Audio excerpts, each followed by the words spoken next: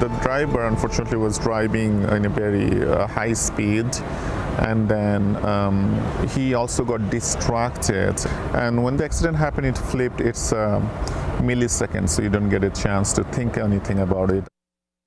That is the voice of one of the passengers who was on the tour bus involved in the deadly crash last summer on the thruway near Pembroke. And tonight, the bus driver he was talking about is facing criminal charges. Tonight, we're going to hear from law enforcement on why they're deciding to prosecute this now, plus what victims witnessed that they say could have caused that crash.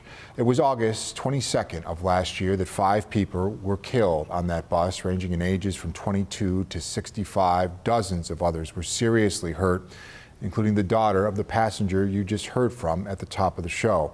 The bus driver now accused of criminally negligent homicide, along with other charges as well. 7 News senior reporter Eileen Buckley joins us now live from Batavia with the details tonight. Eileen? Jeff, it's been nearly 6 months since that deadly tour bus crash along the New York State Thruway near Pembroke, and now charges have been filed against the tour bus operator. State police arrested 56-year-old Bin Chow of Flushing, New York, following his indictment by a Genesee County grand jury at the end of January. Chow was charged with 5 counts of manslaughter and 5 counts of criminally negligent homicide, and he was driving the tour bus carrying 54 passengers when the crash occurred late August. 5 people died and 49 survivors were taken to area hospitals. Investigators say passengers came from the United States and 6 other countries. At the time of the crash, Mr. Chow was the operator. He was the driver of the tour bus. There's no evidence of drug or alcohol impairment. The charges stem from the decisions made and the actions taken by Mr. Chow as he operated the bus on the New York State Thruway in Pembroke. At this point, I should emphasize that an indictment is only an accusation. Once the sealed indictment was handed to the state police, we had our partnering members in the New York City area from the New York State Police that began looking for Mr. Chow, and took a few days, but ultimately we did locate him.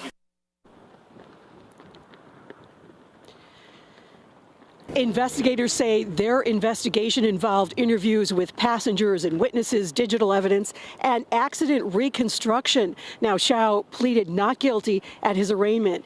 Bail has been set at $100,000 in cash, $200,000 in bond.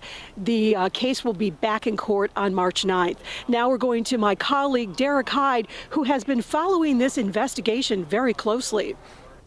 Thanks, Eileen. So the bus driver, Bin Chow, remains in custody, and Genesee County District Attorney Kevin Fennell says that Chow's charges are because of his own decisions. According to Fennell, there is no evidence to suggest that Chow was impaired by drugs or alcohol at the time of this crash. Instead, he says those 10 total charges stem from, quote, decisions made and action taken by Chow while he was behind the wheel. The DA did not get into specifics about what those decisions and actions were. However, shortly after that August crash, I spoke to a man named Shoaib who was with his family sitting in the front of that bus, and he told me he watched Chow take his eyes off the road.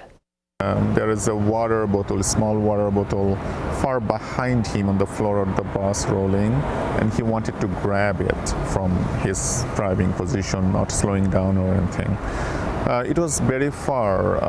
He couldn't grab it, so it's tried a couple of times. At some point, he was trying to grab it where his head is not in windshield anymore, looking back to the water bottle. That's when he lost the control. In addition to this, Shoaib also told me that he felt that Chow was driving at a high rate of speed, and the bus overturned in the town of Pembroke, killing 5 people and hospitalizing Shoaib and his entire family that you see on the screen. And according to Fennell, Chow will be back in court early on next month.